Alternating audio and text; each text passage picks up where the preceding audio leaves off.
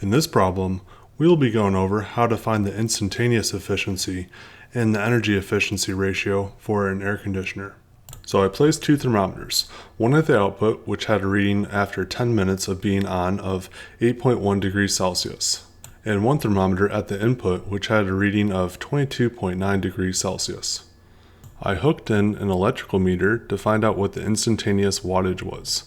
I ended up with an average of about 1,054 watts of power used at the same time as the temperature readings were taken. Now we want to find the total heat loss in watts for the air conditioner.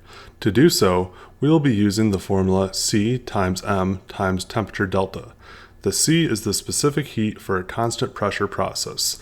The M is the mass flow rate, and the temperature delta is the difference between the temperature output versus the temperature input. So we will need to find the flow rate of air, or volume per second of air, in meters cubed per second. I used the crude method of filling a 13-gallon plastic bag with air. It took about 1.168 seconds to fill the bag. Converting 13 gallons to meters cubed, and then dividing it by the time to fill the bag of 1.168 seconds, we get a flow rate of 0.042 meters cubed per second. Now if we multiply the flow rate by the density of air, we get the mass flow rate of 0.051 kilograms a second.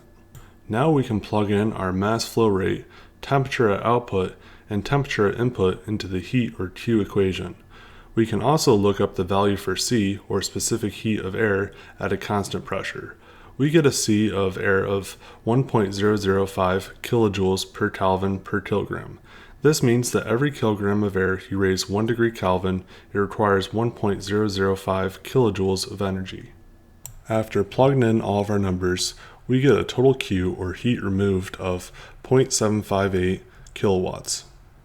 Now if we take the power output divided by the power input, we get the power efficiency. We get a power efficiency of 71.9%. This is not commonly used when rating air conditioning units, at least in the USA. Instead, it is more common to use the energy efficiency ratio. The energy efficiency ratio is British thermal units per hour cooling the air over the energy used during this time in watt hours. Converting the output heat loss into BTU hours and plugging in the energy, we get a EER of 2.45. This is lower than the sticker on the AC unit. This may be due to running it at the slowest fan speed, the age of the unit, or the experimental error due to the crude methods used to collect the data. That concludes this video. Hopefully I've earned a like, share, or subscription. If you enjoyed this video, you may enjoy one of these videos as well. Let me know how I'm doing in the comments down below. Thank you for watching.